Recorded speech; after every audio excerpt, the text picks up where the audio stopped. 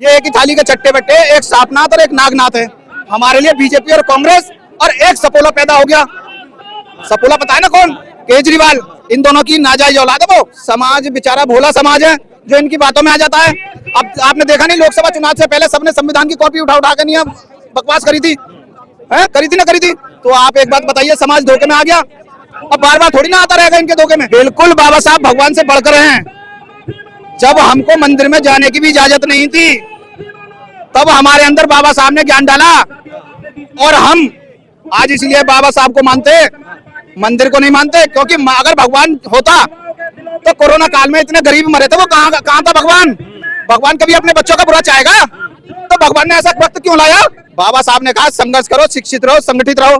अरे हम जब पढ़ेंगे लिखेंगे नहीं तो हम कैसे आगे बढ़ेंगे?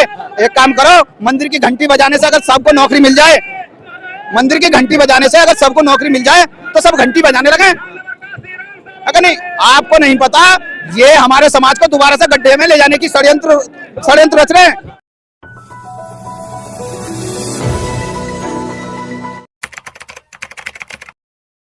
एक बात बताइए, जब वो एक बाबा साहब को फैशन बता रहा है, संविधान को फैशन बता रहा है, तो उसमें पार्लियामेंट में क्या कर रहा है? वो संसद भवन में क्या कर रहा है? गृह मंत्री क्यों बना? क्या गृह मंत्री को ऐसी भाषा शोभा देती है? आप ही बताइए, शोभा देती है क्या? अरे ये तो सबसे शर्मनाक बात है। ये अमित शाह के जो प्रधानमंत्री हैं, हमारे भारत के जो प्रधानमंत्री हैं, वो विदेश में बाहर जा जाकर ये कहते हैं कि मैं बुद्ध प्रिय देश से आया हूँ, भगवान बुद्ध के देश से आया हूँ। तो आप एक बात बताइए, उसी प्रधानमंत्री का गृह मंत्री बाबा साहब के नाम को फैशन बता रहा है। इससे शर्मनाक बात क्या है? आप बताइए। हिंदुस्तान में तो छोड़िए, ये विदेश में नाक कटा दी इन्होंने, तो बाहर सारी कंट्रियों में नाक कटा दी बाबा साहब की। अब ये गलत क्या बोला? अरे सारा ही गलत है। तो एक काम करो, तो फिर जय श्री राम जय श्री राम जय श्री राम करके नहीं है वो संसद में पहले चला जाता? क्यों नहीं गया? जब तड़ीपार उसको घोषित करा था, हथगड़ियां डल के जा रहा था, तो जय श्री राम बोलता। जब उसमें कोर्ट में जाके बाबा साहब को मानने से स्वर्ग थोड़ी ना मिलेगा। मिल गया, अब नहीं मिलेगा, मिल गया बहुत दिन पहले। जब बाबा साहब ने संविधान लिखा था, सबको बराबरी का अधिकार दिया था, हमको तो स्वर्ग जब ही मिल गया था। आप एक बात बताइए, स्वर्ग अमित शाह ने देखा है या उसके बाप ने ऊपर से आवाज मारी थी कि बेटा मैंने स्वर्ग देख लिया, तू भी आजा? तो वो क्यों ना गया? भाई अमित शाह के बाप दादा ने स्वर्ग देख लिया, तो अमित शाह को पहले ही क्यों ना बुलाया कि यहाँ क्यों ऐसी करा रहा है, ऊपर आना स्वर्ग देखने, यहाँ क्यों कर रहा है? फिर लेकिन देश के गृह मंत्री है, वो आपकी रक्षा के लिए है। वो रक्षा के लिए रक्षा करते तो बहन बेटियों की इतनी इज्जत लूट रही है, दलितों पे इतने अत्याचार हो रहे हैं, उस पर तो कोई आवाज नहीं उठाई। बाबा साहब को फैशन बता रहे हैं। जिस बाबा साहब को संविधान को, जिस संविधान की किताब को प्रधानमंत्री माथे से लगा के अंदर जा रहा है, वो गृह मंत्री कह रहा फैशन हो गया। तो आप ही बताइए ऐसा कैसे हो गया?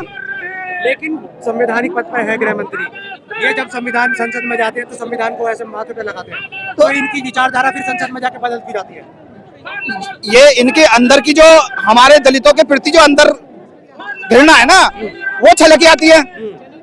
और ये संविधान को जब माथे से लगाते हैं, ये तो हमारी वोट लेने के लिए लगाते हैं, और हमारे लोग इनके बातों में बरगला के आ जाते हैं और इनको वोट दे देते हैं। मगर असली चेहरा तो इनका जब पता लगता है, जब संसद भवन में खड़े होकर ये कहते हैं क्या कि फैशन बना दिया बाबा साहब का, तो असली चेहरा तो इनका अब उजागर होता है कि वोट लेके पहुंच गए। लेकिन वो कहते हैं सबसे ज्यादा विरोध तो जो है कांग्रेस ने करा। बहन जी ने कहा है ये एक ही थाली के चट्टे बट्टे, एक सांपनाथ और एक नागनाथ है। हमारे लिए बीजेपी और कांग्रेस और एक सपोला पैदा हो गया। सपोला पता है ना कौन? केजरीवाल। इन दोनों की नाजायज औलाद है वो। समाज बेचारा भोला समाज है जो इनकी बातों में आ जाता है। अब आपने देखा नहीं, लोकसभा चुनाव से पहले सबने संविधान की कॉपी उठा उठा कर बकवास करी थी, करी थी ना करी थी। तो आप एक बात बताइए, समाज धोखे में आ गया। अब बार बार थोड़ी ना आता रहेगा इनके धोखे में। लेकिन देवी देवता को मानोगे तभी तो स्वर्ग मिलेगा आपको। अरे भाई साहब, तो एक काम करो, जितने भी संतरी मंत्री खड़े हो रहे हैं, ये टिकट ला रहे हैं, तो एक काम करो, ये गंगा जी में डुबका लगाएं और मंदिर के सामने घंटा बजाए और मंत्री बन जाएं बगैर बाबा साहब के संविधान के बगैर। फिर इतना आडंबर क्यों रचाते हैं? सीधी मंदिर की घंटी बजाएं। भगवान बाबा साहब से बढ़कर हो गए क्या? बिल्कुल बाबा साहब भगवान से बढ़कर हैं। जब हमको मंदिर में जाने की भी इजाजत नहीं थी, तब हमारे अंदर बाबा साहब ने ज्ञान डाला और हम आज इसीलिए बाबा साहब को मानते हैं, मंदिर को नहीं मानते। क्योंकि अगर भगवान होता तो कोरोना काल में इतने गरीब मरे थे, वो कहाँ था भगवान? भगवान कभी अपने बच्चों का बुरा चाहेगा? तो भगवान ने ऐसा वक्त क्यों लाया? लेकिन बहुजन समाज है वो तो 33 करोड़ देवी देवताओं को मानता नहीं नहीं नहीं, गलत गलत गलत। जो अभी बेचारे थोड़े से बाबा साहब को नहीं पढ़ पाए हैं, बाबा साहब को नहीं समझ पाए, वही लोग ऐसा कर रहे हैं। जो बाबा साहब को अभी पढ़ नहीं पाए बेचारे, वही लोग अभी मंदिर की घंटी बजा रहे हैं। हम लोग समझ गए, हमें पता है।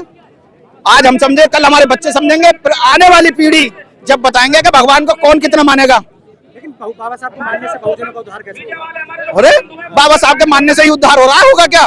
कैसे? बाबा साहब ने कहा संघर्ष करो, शिक्षित रहो, संगठित रहो। अरे हम जब पढ़ेंगे लिखेंगे नहीं तो हम कैसे आगे बढ़ेंगे? एक काम करो, मंदिर की घंटी बजाने से अगर सबको नौकरी मिल जाए, मंदिर की घंटी बजाने से अगर सबको नौकरी मिल जाए तो सब घंटी बजाने लगे। अगर नहीं, आपको नहीं पता, ये हमारे समाज को दोबारा से गड्ढे में ले जाने की षड्यंत्र रच रहे। कैसे? क्या इन लोगों को पढ़ने का अधिकार छीन लिया जाए और इनको मंदिर और मस्जिद में हटा दिया जाए, बस।